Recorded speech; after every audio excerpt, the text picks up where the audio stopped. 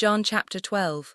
6 days before the Passover, Jesus came to Bethany where Lazarus lived, whom Jesus had raised from the dead. Here a dinner was given in Jesus' honor. Martha served, while Lazarus was among those reclining at the table with him. Then Mary took about a pint of pure nard, an expensive perfume. She poured it on Jesus' feet and wiped his feet with her hair. And the house was filled with the fragrance of the perfume. But one of his disciples, Judas Iscariot, who was later to betray him, objected, "Why wasn't this perfume sold and the money given to the poor? It was worth a year's wages." He did not say this because he cared about the poor, but because he was a thief. As keeper of the money bag, he used to help himself to what was put into it. "Leave her alone," Jesus replied. "It was intended that she should save this perfume for the day of my burial. You will always have the poor among you, but you will not always have me." Meanwhile, a large crowd of Jews found out that Jesus was there and came, not only because of him, but also to see Lazarus, whom he had raised from the dead. So the chief priests made plans to kill Lazarus as well, for on account of him many of the Jews were going over to Jesus and believing in him. The next day the great crowd that had come for the festival heard that Jesus was on his way to Jerusalem. They took palm branches and went out to meet him, shouting, "Hosanna! Blessed is he who comes in the name of the Lord. Blessed is the King of Israel." Jesus found a young donkey and sat on it, as it is written, "Do not be afraid, daughter Zion. See, your king is coming, seated on a donkey's colt." At first his disciples did not understand all this. Only after Jesus was glorified did they realize that these things had been written about him, and that these things had been done to him. Now the crowd that was with him when he called Lazarus from the tomb and raised him from the dead continued to spread the word. Many people, because they had heard that he had performed this sign, went out to meet him. So the Pharisees said to one another, "See, this is getting us nowhere.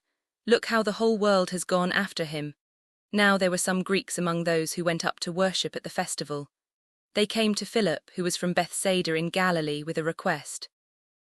"Sir," they said, "we would like to see Jesus."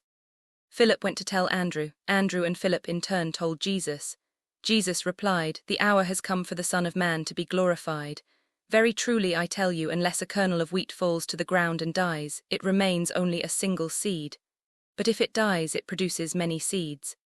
Anyone who loves their life will lose it, while anyone who hates their life in this world will keep it for eternal life. Whoever serves me must follow me, and where I am my servant also will be. My Father will honor the one who serves me. Now my soul is troubled, and what shall I say? Father, save me from this hour. No, it was for this very reason I came to this hour.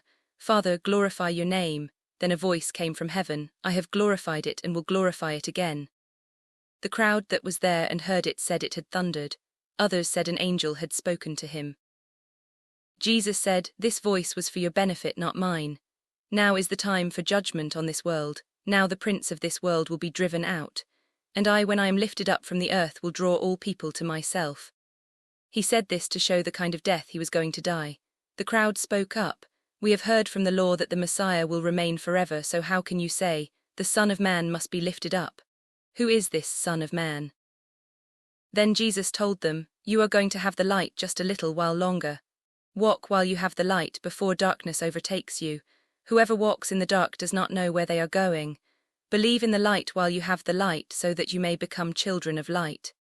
When he had finished speaking, Jesus left and hid himself from them. Even after Jesus had performed so many signs in their presence, they still would not believe in him. This was to fulfill the word of Isaiah the prophet, "Lord, who has believed our message, and to whom has the arm of the Lord been revealed?" For this reason they could not believe, because, as Isaiah says elsewhere, "He has blinded their eyes and hardened their hearts, so they can neither see with their eyes, nor understand with their hearts, nor turn, and I would heal them." Isaiah said this because he saw Jesus' glory and spoke about him. Yet at the same time many even among the leaders believed in him. But because of the Pharisees they would not openly acknowledge their faith for fear they would be put out of the synagogue, for they loved human praise more than praise from God. Then Jesus cried out, "Whoever believes in me does not believe in me only, but in the one who sent me. The one who looks at me is seeing the one who sent me. I have come into the world as a light, so that no one who believes in me should stay in darkness. If anyone hears my words but does not keep them, I do not judge that person. For I did not come to judge the world but to save the world. There is a judge for the one who rejects me and does not accept my words. The very words I have spoken will condemn them at the last day. For I did not speak on my own, but the Father who sent me commanded me to say all that I have spoken. I know that his command leads to eternal life. So whatever I say is just what the Father has told me to say.